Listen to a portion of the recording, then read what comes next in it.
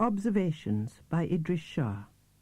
Collected by Lindsay Tarabda and Zoltan E. Naobandev. Original material copyright 1982 by L. Tarabda and Z. E. Naobandev. The words herein are copyright 1982 by Idries Shah.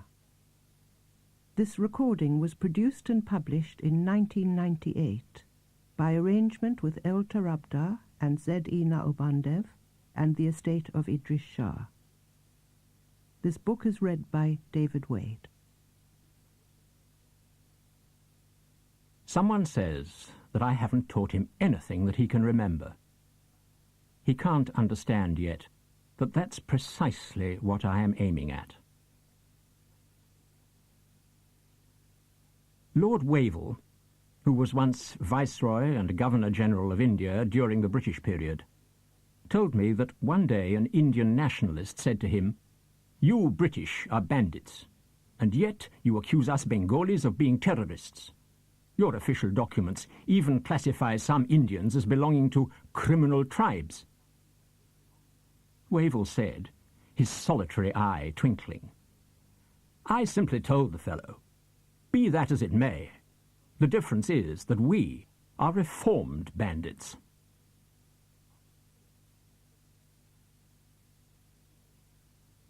People think that Sufis have too much power because they give orders to people. But they are judging by the false Sufi. Many centuries ago, the great Maruf Kahi of Khorasan put it this way: a Sufi has a right to be served, but he has no right to demand.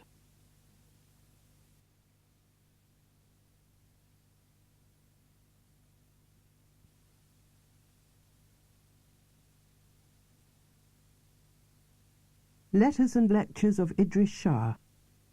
Compiled and edited by Adam Musa. Original material copyright 1981 by Adam Musa. The content of the quotations herein are copyright 1981 by Idries Shah. This recording was produced and published in 1998 by arrangement with Adam Musa and the estate of Idries Shah. This book is read by David Wade. The Fox and the Birds. There was once a fox who decided to give up his usual method of hunting. In fact, not realizing that he could not change his inwardness by a change of outwardness, he really thought that by telling other creatures what to do, he would earn merit for himself, and would abstain from doing them harm. He was, in a word, in his own mind, a reformed character. His lectures to all and sundry and his apparently saintly way of life attracted many to him, especially birds. But as everyone knows, birds tend to go by appearances, and to feel ashamed when challenged with their shortcomings. The crow first applied to the fox for instruction, and the fox took him to his mountain retreat. Next came the cock, and finally the owl. The fox interviewed the birds one by one. To the crow he said, "You live on dead bodies, and although you think you can repent, nothing but death is good enough for you." And he seized the crow and killed and ate him. After a day, the fox sent for the cock. "Do you repent your fighting proclivities, your lasciviousness, and your pride?" he asked. "Yes, indeed. I abandon all these forms of behavior, and now I want to learn the way to improve myself, so that I may enter upon the path of the elect." "I will give you a suitable punishment," said the fox. He grabbed the cock to beat him, but as soon as the taste of feathers reached his mouth, he was unable to prevent himself killing the bird.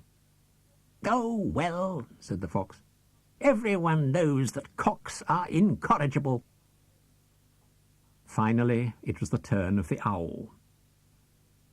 "Owl," said the fox, "I know you want to improve yourself, But although you may think that you have repented, you must demonstrate it.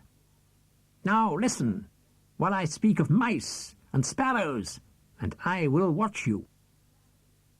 The fox began to talk about delicious mice and sparrows, and he saw that the owl was licking his lips, in spite of his good resolutions. And, at the same time as he registered that the owl had not been able to detach from his habits, the fox himself felt the saliva running from his own mouth. Before he knew what he was doing, he sank his teeth into the owl's neck. As he did so, it seemed to him that he was performing a good deed. And he said to himself, "I shall undoubtedly earn eternal merit by ridding the world of this unprincipled killer."